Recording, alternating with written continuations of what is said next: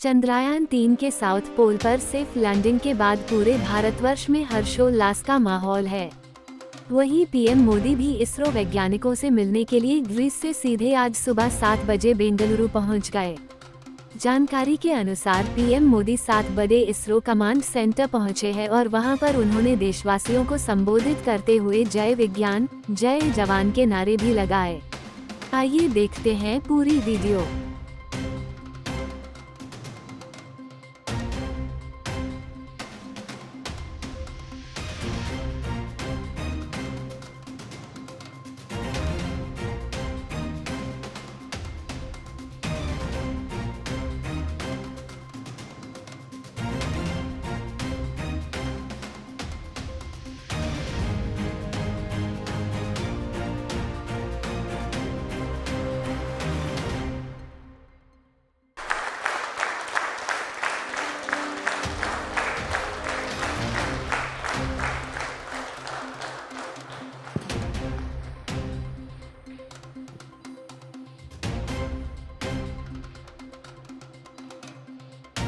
आदरणीय प्रधानमंत्री जी, आपको सुस्वागतम।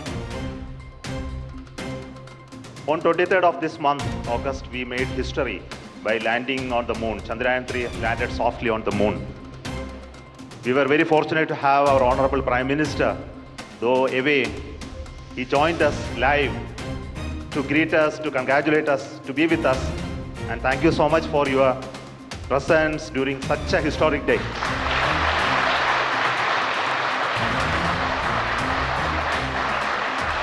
You promised us that you will come and meet us on that day, and you are here, and thank you so much for your gracious presence today amongst us. And today we look forward to your words of wisdom, your vision, your expectation from us, and for all those words we are at ears to you. Honorable प्रधानमंत्री जी, आपको मेरा स्वागत इसरो में, ये control centre में। Thank you sir.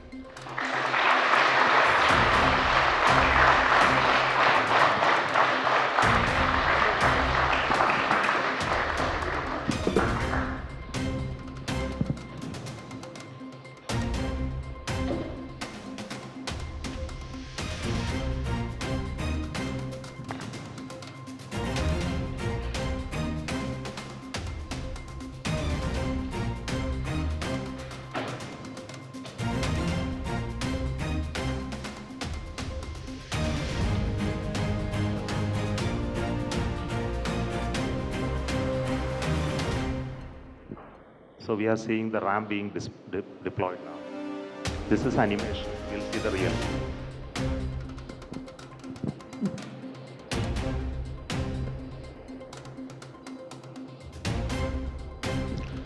Next solar panel of the ramp of the rover Pragyan opens.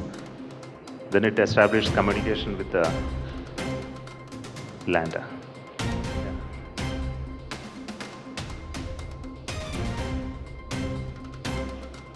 Then it slowly comes out.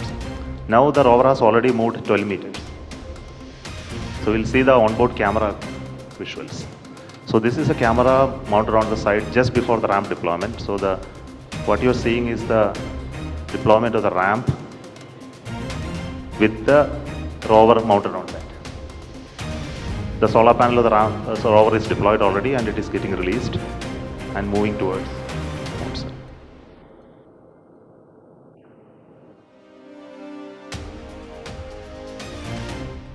So these images take a lot of time to come to Earth because data rate and processing.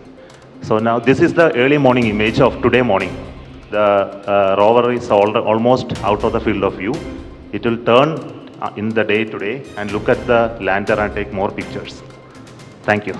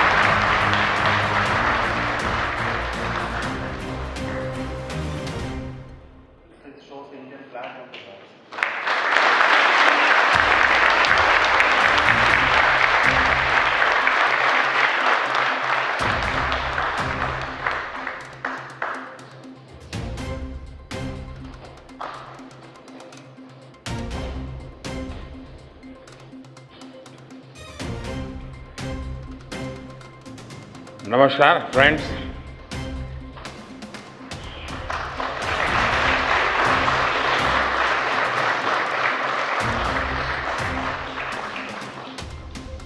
आप सभी के बीच आकर आज एक अलग ही खुशी महसूस कर रहा हूं। शायद ऐसी खुशी बहुत रेयर ओकेजन होते हैं जब तन मन खुशियों से भर गया हो। और व्यक्ति के जीवन में कई बार ऐसी घटनाएं घटती हैं कि वो बेसब्री हावी हो जाती है। इस बार मेरे साथ भी ऐसा ही हुआ है। इतनी बेसब्री,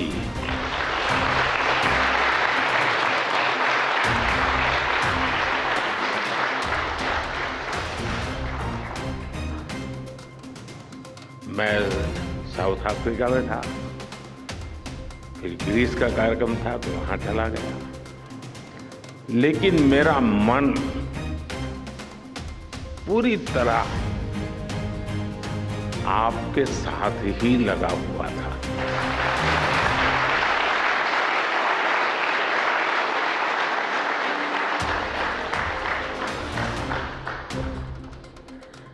लेकिन कभी कभी लगता है कि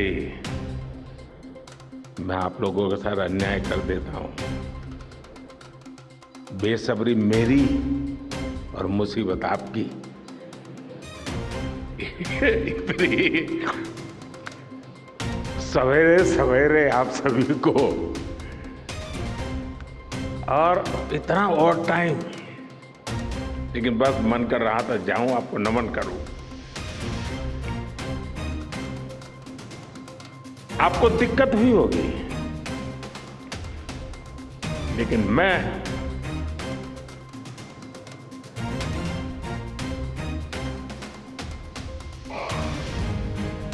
भारत में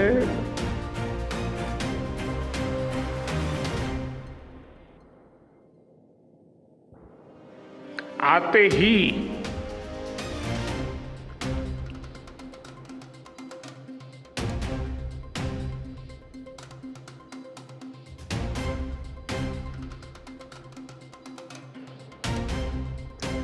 जल्द से जल्द आपके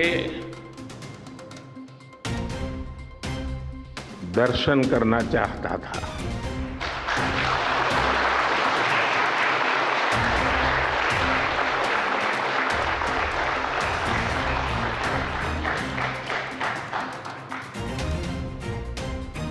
आप सबको सैल्यूट करना चाहता था।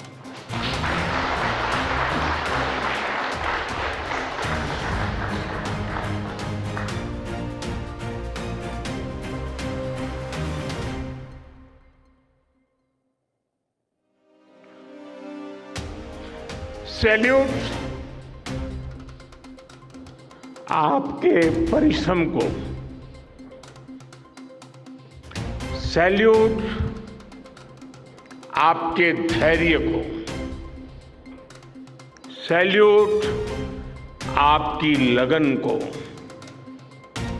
सैल्यूट आपकी जीवटता को, सैल्यूट आपके जज्बे को। आप देश को जिस ऊंचाई पर लेकर गए हैं, ये कोई साधारण सफलता नहीं है। ये अनंत अंतरिक्ष में भारत के वैज्ञानिक सामर्थ्य का शंखनाद है।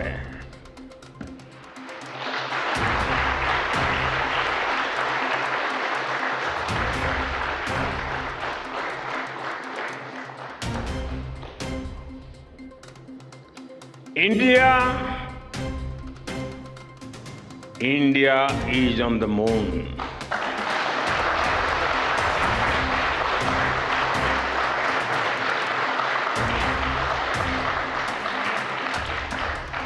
We have our national pride placed on the moon.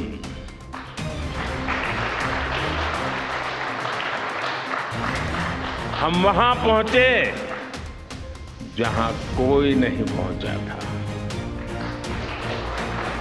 हमने वो किया जो पहले कभी किसी ने नहीं किया था।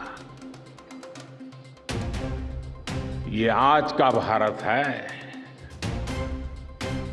निर्भीक भारत, जुझारू भारत।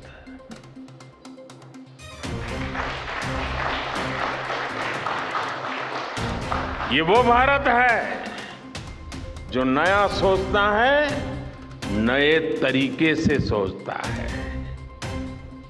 जो डार्क जोन में जाकर भी दुनिया में रोशनी की किरण फैला देता है।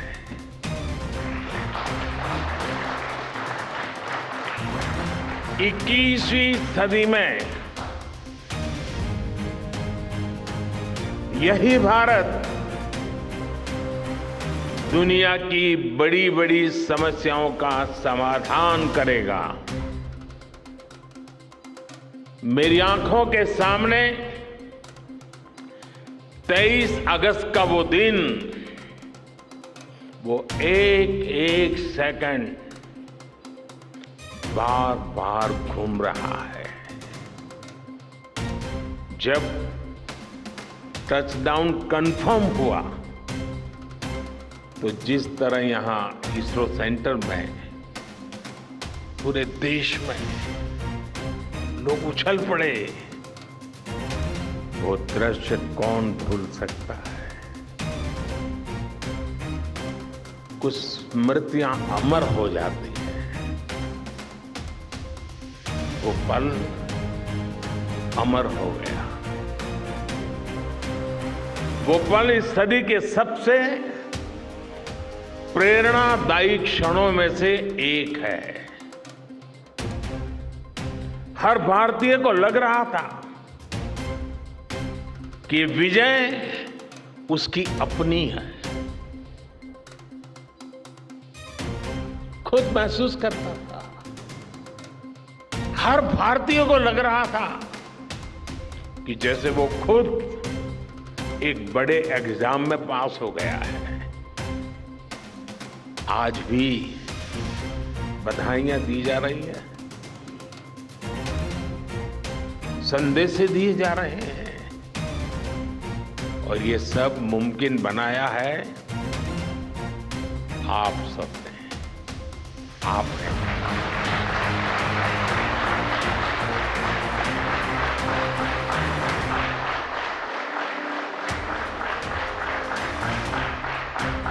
देश के मेरे वैज्ञानिकों ने ये मुमकिन बनाया है। मैं आप सबका जितना गुणगान करूं वो कम है। मैं आपकी जितनी सराहना करूं वो कम है। साथियों, मैंने वो फोटो देखी जिसमें हमारे मून लैंडर ने अंगद की तरह चंद्रमा पर मजबूती से अपना पैर जमाया हुआ है।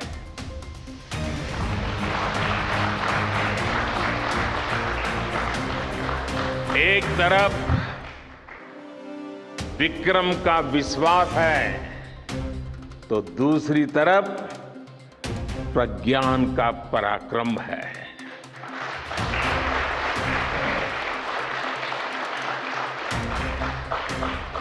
हमारा प्रज्ञान लगातार चंद्रमा पर अपने पद चिन्ह छोड़ रहा है। अलग अलग कैमरों से ली गई जो तस्वीरें अभी रिलीज हुई और मुझे देखने का सौभाग्य मिला, वो अद्भुत है। मानव सभ्यता में पहली बार धरती के लाखों साल के इतिहास में पहली बार उस स्थान की तस्वीर मानव अपनी आंखों से देख रहा है। और ये तस्वीर दुनिया को दिखाने का काम भारत ने किया है।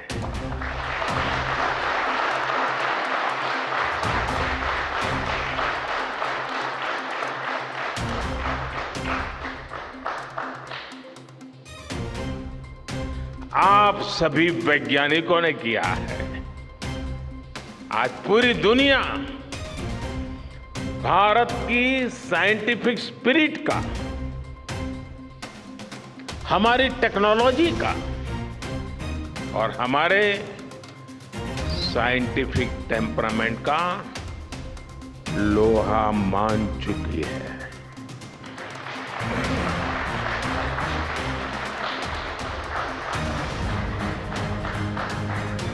चंद्रयान महाअभियान सिर्फ भारत की नहीं बल्कि पूरी मानवता की सफलता है।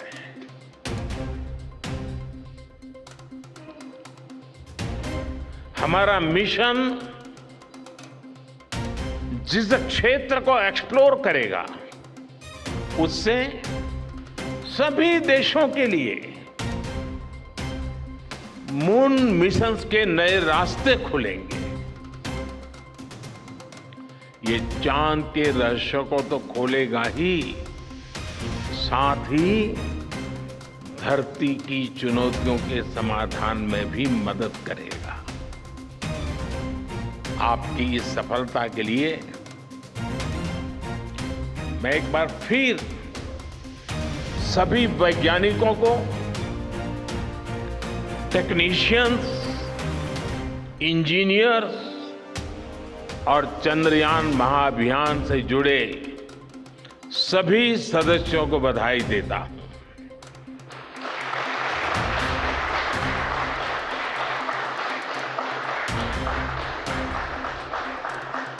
मेरे परिवारजनों, आप जानते हैं कि स्पेस मिशंस के टच डाउन पॉइंट को एक नाम दिए जाने की वैज्ञानिक परंपरा है। चंद्रमा के जिस हिस्से पर हमारा चंद्रयान उतरा है, भारत ने उस स्थान के भी नामकरण का फैसला लिया है।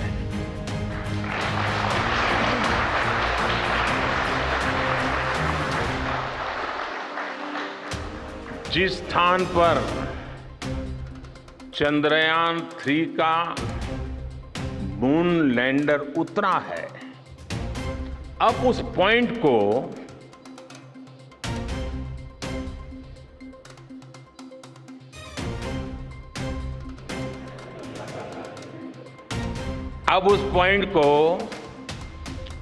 शिव शक्ति के नाम से जाना जाएगा।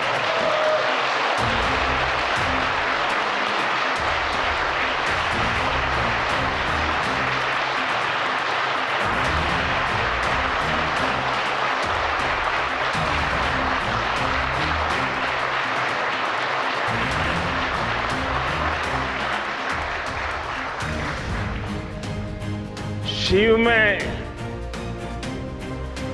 मानवता के कल्याण का संकल्प समाहित है और शक्ति से हमें उन संकल्पों को पूरा करने का सामर्थ्य मिलता है। चंद्रमा का शिव शक्ति पॉइंट हिमालय से कन्याकुमारी से जुड़े होने का बोध कराता है।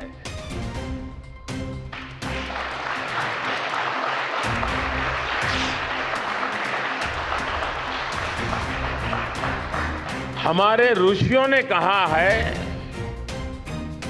येन कर्माण्य पशो मनीषिणो यज्ञे गुणवंती विद्येषु धीरः यत्पूर्व यक्ष्मन्तः प्रजानां तन्मे मनः शिव संकल्पम अस्तु। अर्थात जिस मन से हम कर्तव्य कर्म करते हैं, विचार और विज्ञान को गति देते हैं और जो सबके भीतर मौजूद है, वो मन शुभ और कल्याणकारी संकल्पों से जुड़े।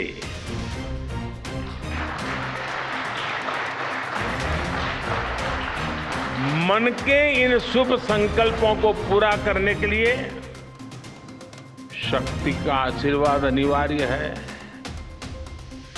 और ये शक्ति हमारी नारी शक्ति है।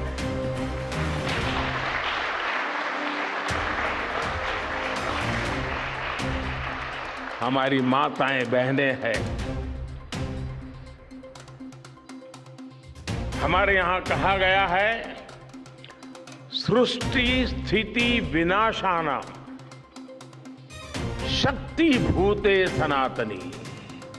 अर्थात निर्माण से प्रलय तक पूरी सृष्टि का आधार नारी शक्ति ही है।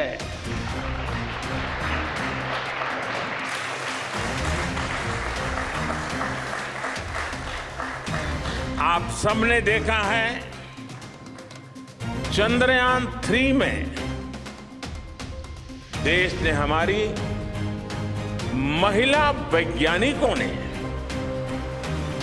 देश की नारी शक्ति ने कितनी बड़ी भूमिका निभाई है।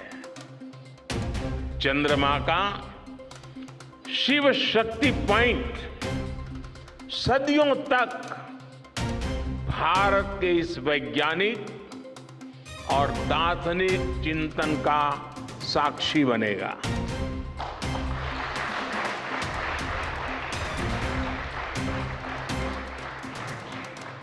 ये शिव शक्ति पॉइंट आने वाली पीढ़ियों को प्रेरणा देगा कि हमें विज्ञान का उपयोग मानवता के कल्याण के लिए ही करना है। मानवता का कल्याण, यही हमारा सुप्रीम कमिटमेंट है। साथियों, एक और नामकरण काफी समय से लंबित है। 4 साल पहले जब चंद्रयान 2 चंद्रमा के पास तक पहुंचा था, जहां उसके पदचिन्ह पड़े थे, तब ये प्रस्ताव था कि उस स्थान का नाम तय किया जाए। लेकिन उन परिस्थितियों में निर्णय लेने के स्थान पर हमने प्रण लिया कि जब चंद्रयान 3 सफलतापूर्वक चांद पर पहुंचेगा, तब हम दोनों पॉइंट का नाम एक साथ रखेंगे।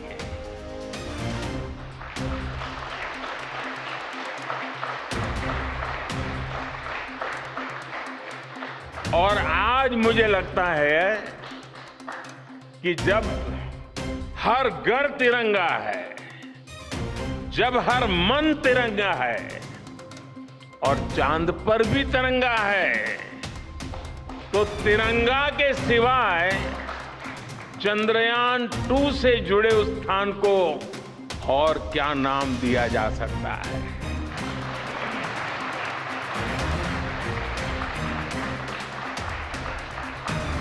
इसलिए चंद्रमा के जिस स्थान पर चंद्रयान 2 ने अपने पद चिन्ह छोड़े हैं, वो पॉइंट अब तिरंगा कहलाएगा।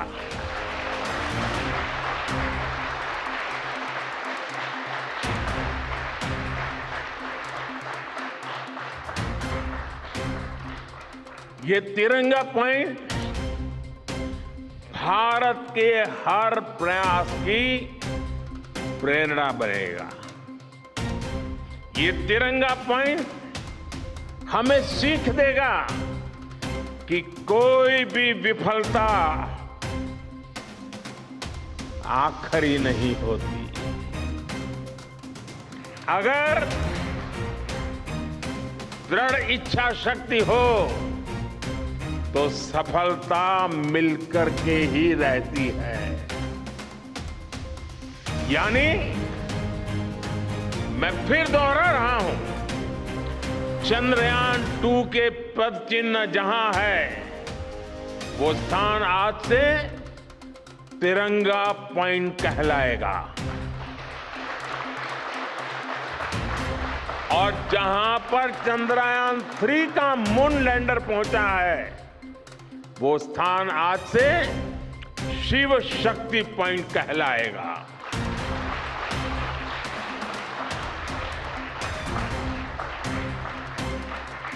साथियों, आज भारत दुनिया का चौथा ऐसा देश बन चुका है जिसने चंद्रमा की सतह को छुआ है। ये सफलता तब और अधिक बड़ी हो जाती है जब हम ये देखते हैं कि भारत ने अपनी यात्रा कहां से शुरू की थी। एक समय था जब भारत के पास जरूरी तकनीक नहीं थी, सहयोग भी नहीं था। हमारी गिनती थर्ड वर्ल्ड यानी थर्ड रॉ में खड़े देशों में होती थी। थर्ड वर्ल्ड थर्ड रॉ में खड़े हुए लोगों में होती थी। वहां से निकलकर आज भारत दुनिया की 5वीं सबसे बड़ी अर्थव्यवस्था बना है।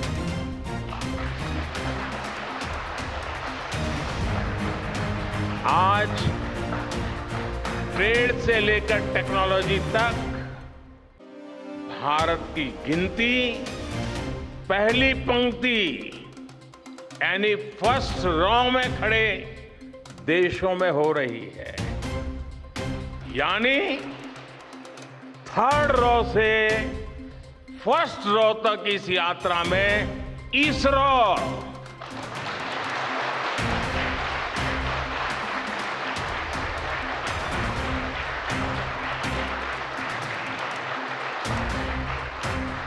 इसरो जैसी संस्थानों की बहुत बड़ी भूमिका रही है।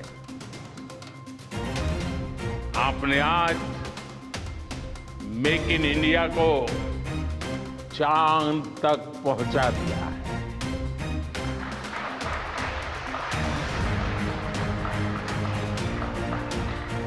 मेरे परिवारजनों, मैं आज आपके बीच आकर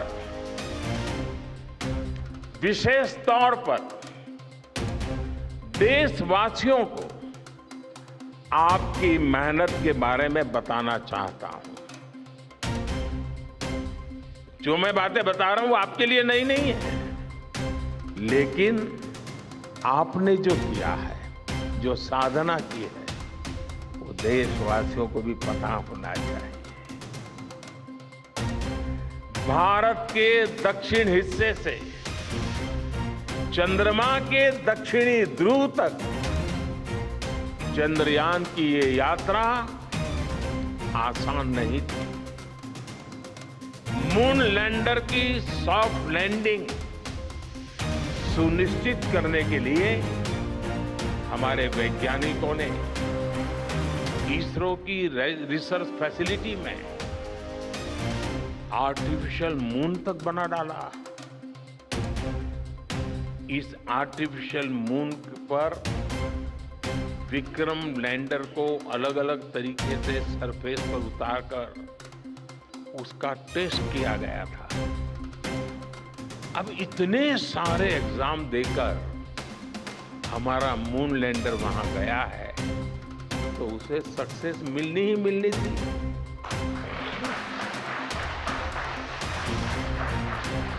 साथियों, आज जब मैं देखता हूं कि भारत की युवा पीढ़ी साइंस को लेकर, स्पेस को लेकर, इनोवेशन को लेकर इतनी एनर्जी से भरी हुई है, तो उसके पीछे हमारे ऐसे ही स्पेस मिशंस की सफलता है।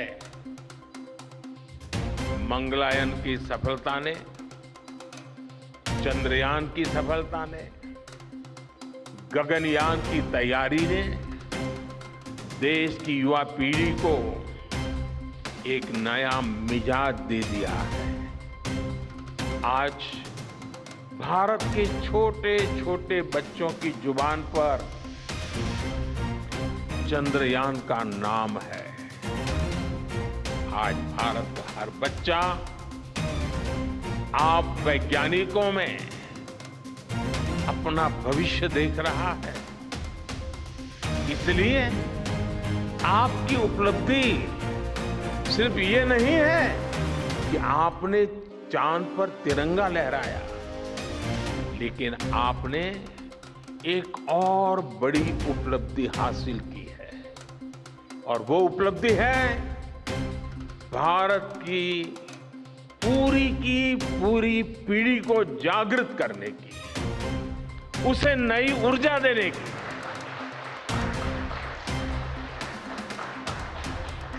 आपने एक पूरी पीढ़ी पर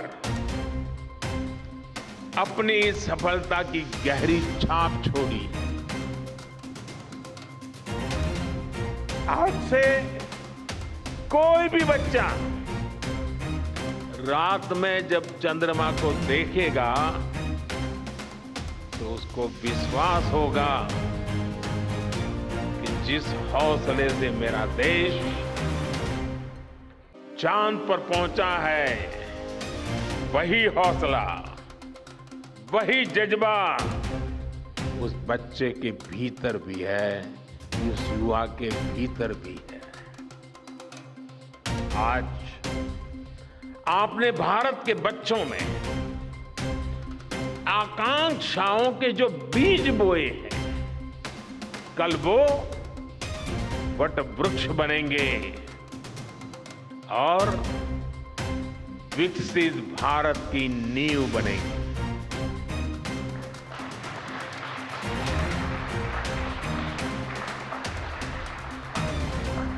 हमारी युवा पीढ़ी को निरंतर प्रेरणा मिलती रहे, इसके लिए एक और निर्णय लिया गया है। 23 अगस्त को जब भारत ने चंद्रमा पर तिरंगा फहराया, उस दिन को अब हिंदुस्तान नेशनल स्पेस डे के रूप में मनाया जाएगा।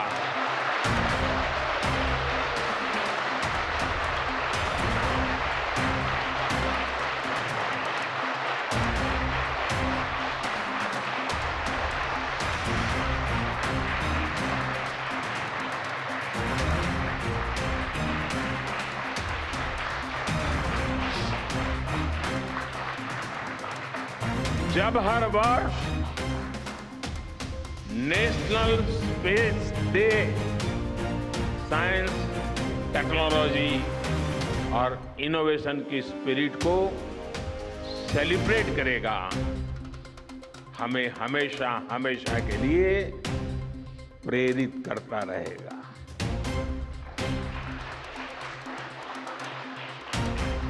मेरे परिवारजनों, आप भी जानते हैं कि स्पेस सेक्टर का जो सामर्थ्य है वो सैटेलाइट लॉन्च करने या अंतरिक्ष की खोज से कहीं ज्यादा बड़ा है। स्पेस सेक्टर की एक बहुत बड़ी ताकत है जो मैं देखता हूं वो है ईज ऑफ लिविंग और ईज ऑफ गवर्नेंस। आज देश में स्पेस एप्लीकेशंस को गवर्नेंस के हर पहलू से जोड़ने की दिशा में बहुत बड़ा काम हुआ है। आप लोगों ने जब मुझे प्रधानमंत्री के रूप में काम दायित्व दिया तो प्रधानमंत्री बनने के बाद मैंने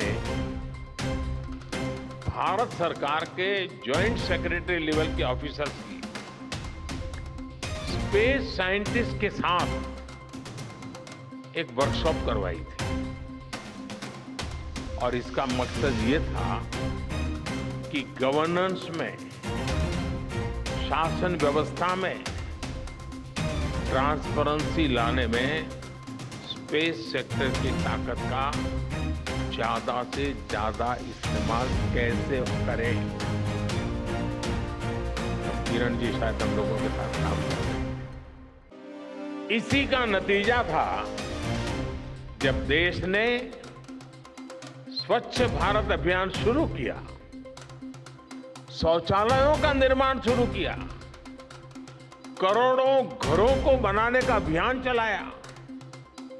तो इन सब के मॉनिटरिंग के लिए, उसकी प्रगति के लिए स्पेस साइंस ने बहुत मदद की।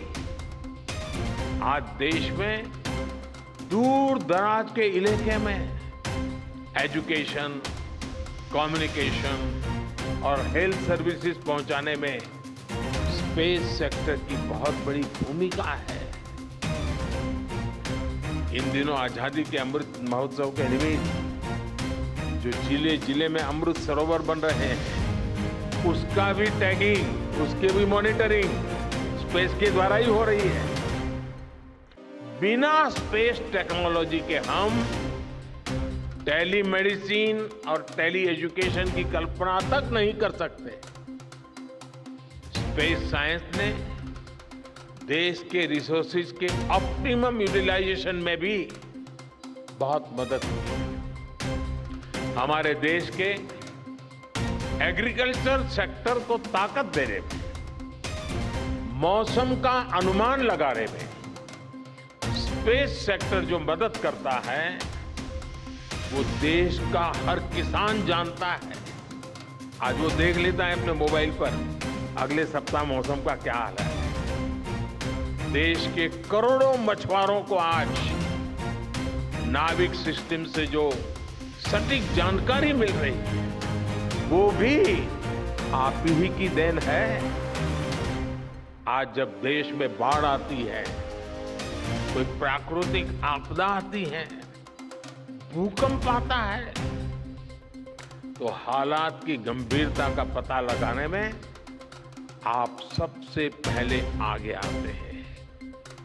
जब साइक्लोन आता है तो हमारी सैटेलाइट्स उसका सारा रूट बताती है, सारी टाइमिंग बताती है और लोगों की जान भी बचती है, संपत्ति भी बचती है। और सिर्फ साइक्लोन के कारण जो संपत्ति बचती है ना, उसका अगर जोड़ लगा दें तो आज स्पेस का जो खर्चा है उससे वो ज्यादा हो जाता था।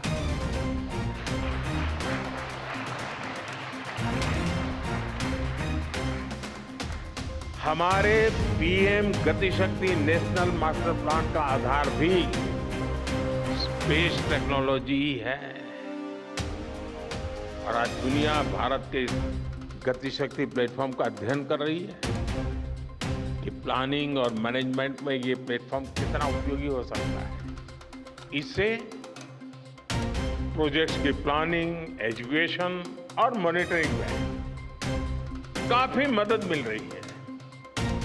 समय के साथ बढ़ता हुआ स्पेस एप्लीकेशन का ये दायरा हमारे युवाओं के लिए अपॉर्चुनिटीज भी बढ़ा रहा है, अवसर बढ़ा रहा है। और इसलिए आज मैं एक सुझाव भी देना चाहता हूं और मैं चाहूंगा कि आपके यहां से जो रिटायर्ड लोग हैं वे इसमें काफी मदद करते हैं। अब ये मत बोलिएगा कि इतनी सुबह सुबह मोदी जी यहां आए और कुछ काम भी दे करके जा रहे हैं। साथियों, मैं चाहूंगा कि इसरो केंद्र सरकार के विभिन्न मंत्रालय और राज्य सरकारें मिलकर गवर्नेंस में स्पेस टेक्नोलॉजी पर एक नेशनल हैकाथॉन का आयोजन करें। इस हैकाथॉन में ज्यादा से ज्यादा युवा, ज्यादा से ज्यादा यूनिवर्सिटी, ज्यादा से ज्यादा नौजवान वो शामिल हो, जुड़े। मुझे विश्वास है ये नेशनल हैकाथॉन हमारी गवर्नेंस को और प्रभावी बनाएगा, देशवासियों को मॉडर्न सॉल्यूशंस देगा। और साथियों, आपके अलावा मैं अपनी युवा पीढ़ी को एक और टास्क अलग से देना चाहता हूं। और होमवर्क के दिए बिना बच्चों को काम करने का मजा नहीं आता है। आप सब जानते हैं कि भारत वो देश है जिसने हजारों वर्ष पूर्व ही धरती के बाहर अनंत अंतरिक्ष में देखना शुरू कर दिया था। हमारे यहां सदियों पहले अनुसंधान परंपरा के आर्यभट्ट, ब्रह्मगुप्त, वराहमिहिर और भास्कराचार्य जैसे ऋषि मनीषी हुए थे। जब धरती के आकार को लेकर भ्रम था, तब आर्यभट्ट ने अपने महान ग्रंथ आर्यभट्टीय में धरती के गोलाकार होने के बारे में विस्तार से लिखा था। उन्होंने एक्सिस पर पृथ्वी की रोटेशन और उसकी परिधि की गणना भी लिख दी थी। इसी तरह सूर्य सिद्धांत जैसे ग्रंथों में भी कहा गया है, सर्वत्रैव महीगोले, सर्वत्रैव महीगोले स्वस्थानम उपरि स्थितम मन्यन्ते खेयतो गोलस तस्य क्व ऊर्ध्वं क्व वादः।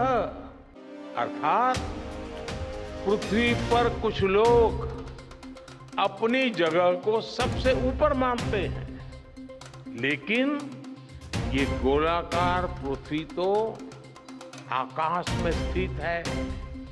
उसमें ऊपर और नीचे क्या हो सकता है, ये उस समय लिखा गया था। ये तो मैंने सिर्फ एक श्लोक बताया है। ऐसी अनगिनत रचनाएं हमारे पूर्वजों ने लिखी हुई है।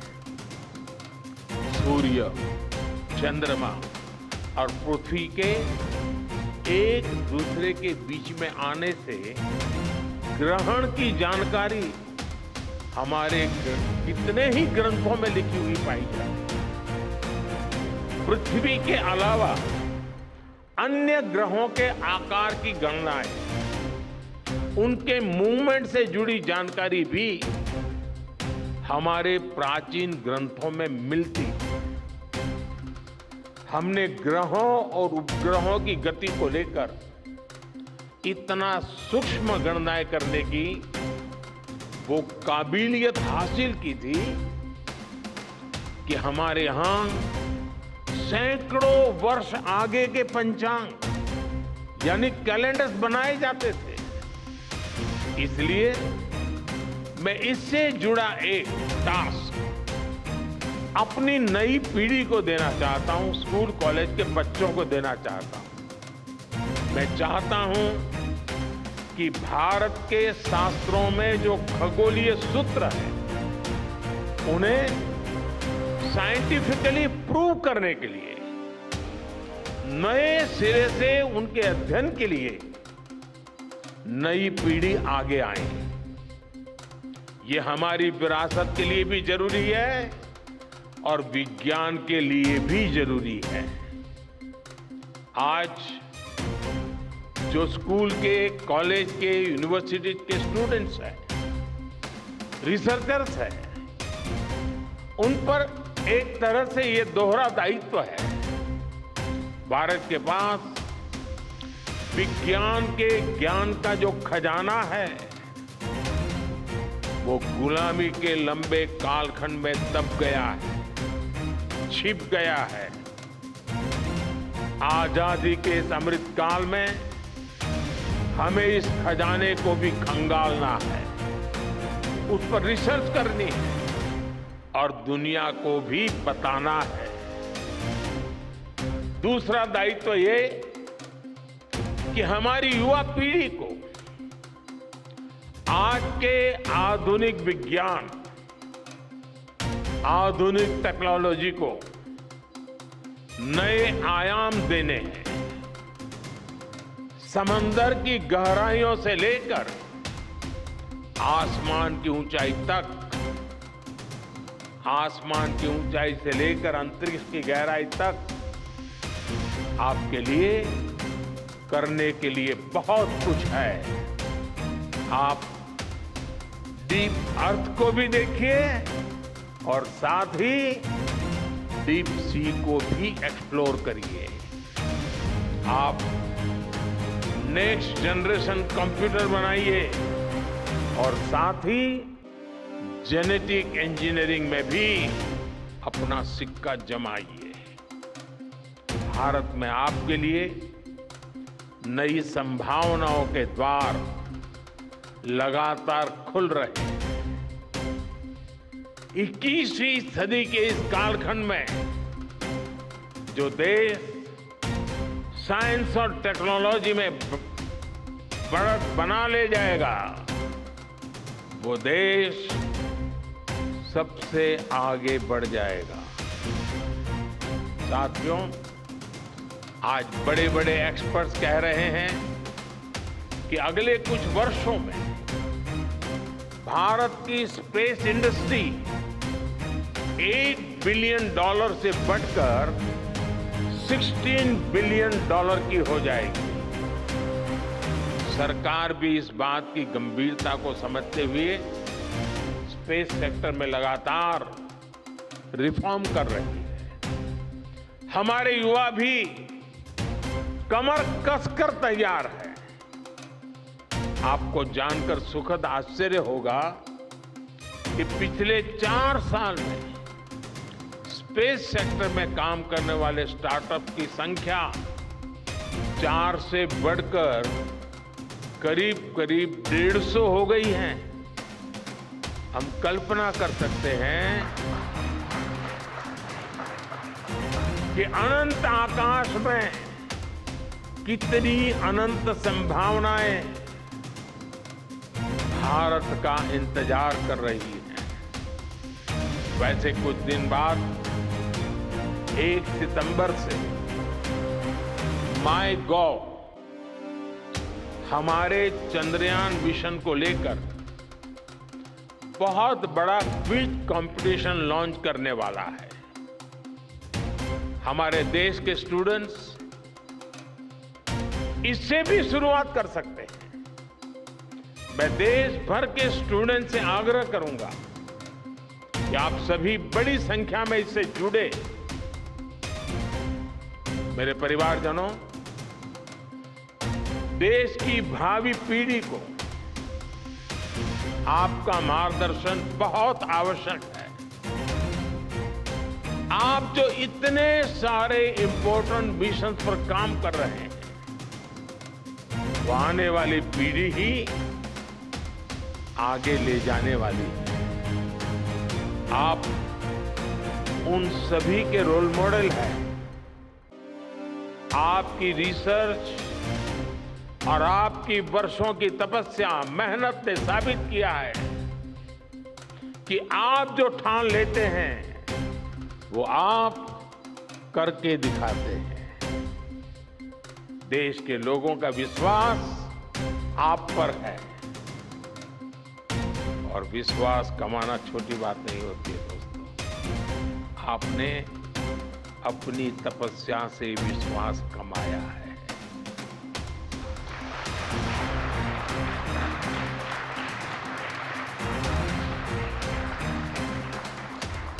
देश के लोगों का आशीर्वाद आप पर है। इसी आशीर्वाद की ताकत से, देश के प्रति इसी समर्पण भाव से भारत साइंस एंड टेक्नोलॉजी में ग्लोबल लीडर बनेगा। और मैं आपके बीच बड़े विश्वास के साथ बताता हूं, इनोवेशन की हमारी यही स्पिरिट ही 2047 में विकसित भारत के सपने को साकार करेगी। इसी विश्वास के साथ मैं फिर एक बार आप सबके दर्शन करके पावन हुआ हूं। देशवासी गौरव से भरे हुए हैं। सपने बहुत तेजी से संकल्प बन रहे हैं और आपका परिश्रम उन संकल्प को सिद्धि के तक ले जाने के लिए बहुत बड़ी प्रेरणा बन रहा है। आपको जितनी बधाई दूं कम है, जितना अभिनंदन करूं कम है। मेरी तरफ से करोड़ों करोड़ों देशवासियों की तरफ से, दुनिया भर की साइंटिफिक कम्युनिटी की तरफ से अनेक अनेक धन्यवाद, बहुत बहुत शुभकामनाएं। भारत माता की, भारत माता की, भारत माता की। धन्यवाद।